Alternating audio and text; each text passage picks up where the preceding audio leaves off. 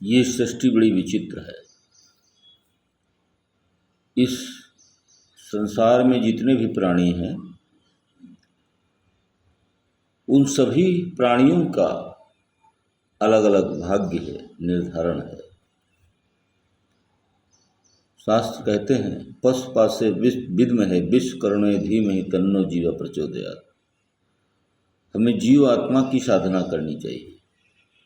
ये जीवात्मा बंधन में बंधी हुई है।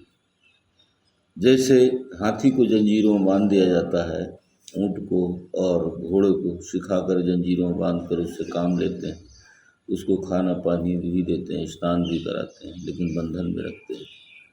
ऐसे जीवात्मा बंधी हुई है। इसको सब कुछ मिलता है परमात्मा के द्वारा, जैसा उसने कर्म कर रखा है। अगर पुण्य संचित कर रखा है तो सुविधाएं मिलेंगी, और पाप कर रखा है तो उसको कष्ट मिलेंगे, पीड़ाएं मिलेंगी, ठोकरें मिलेंगी। अवश्य में उपभोक्तव्यम कर्म फल शुभाशुभम। श्री कृष्ण भगवान कहते हैं शुभ और अशुभ दोनों तरह के कर्मों का फल हमें भोगना पड़ता है। और जब हम कर्म भोग लेते हैं तो बंधन मुक्त हो जाते हैं, आत्मा को जान लेते हैं। ये आत्मा हृदय रूपी गुफा में रहती है, अनंत ब्रह्मांड में व्याप्त है। जो उस ब्रह्मांड में, उस पिंड में जो भी घटक हैं उसमें भी ब्रह्मांड की सत्ता, अणु में भी ब्रह्मांड की सत्ता समाई हुई है। ऐसे मनुष्य दिखने में छोटा सा शरीर लगता है, सामान्य सा प्राणी लगता है, लेकिन जब ये आत्मा को जान लेता है, आत्मा में स्थिर हो जाता है और ये समझने लगता है कि सब कुछ परमात्मा कर रहा है, मैं कुछ नहीं हूँ, मैं कुछ नहीं कर पा रहा हूँ, मेरे बस में कुछ भी नहीं है, तब फिर उसको आनंद आने लगता है, फिर मुक्त पुरुष बन जाता है। और सच्चाई यही है कि सब कुछ परमात्मा कर रहा है। श्री कृष्ण भगवान ने ही महाभारत रचाया, वही कहते हैं मैं अर्जुन हूँ और मैं ही दुर्योधन हूँ, क्योंकि संतुलन स्थापित करना था। ऐसे ही वो कर्म कराता है, लेकिन जब तक जीवात्मा होश में नहीं रहती तो इसी कर्म फल में जन्म मरण के बंधन में फंसी रहती है। और जब आत्मा का बोध हो जाता है तो उसको मालूम हो जाता है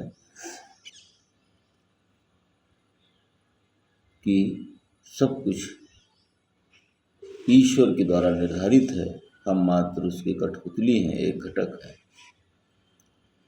इसलिए राम जी कहते हैं ना को सुख दुख कर दाता, नित्य कृत कर्म भोग शब्दाता।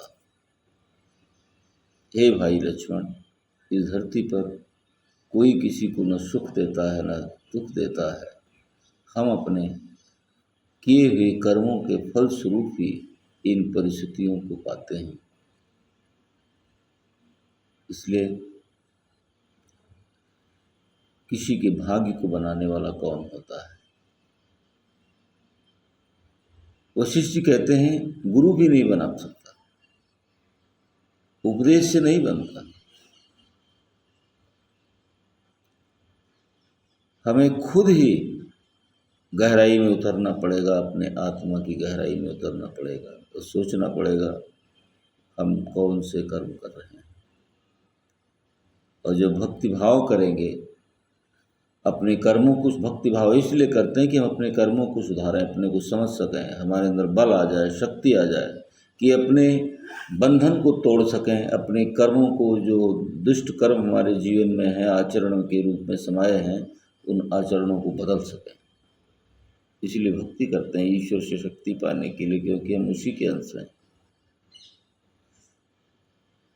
और ईश्वर नहीं देता है, वो शक्ति देता है जिससे अपने को आप बदल सको। जब अपने को बदल सकोगे तो ईश्वर के हो जाओगे, उसकी भक्ति करोगे तो उसका प्रकाश तुम्हारे अंदर आ जाएगा, अंधकार दूर हो जाएगा। तो जो जैसा वो है वैसे हम हैं। आत्मा रे ज्ञातव्य श्रोतव्य निदध्य, यह आत्मा जानने योग्य, सोचने योग्य, चिंतन करने योग्य है, इसलिए आत्म तत्व को पाओ। ओम नमो नारायण।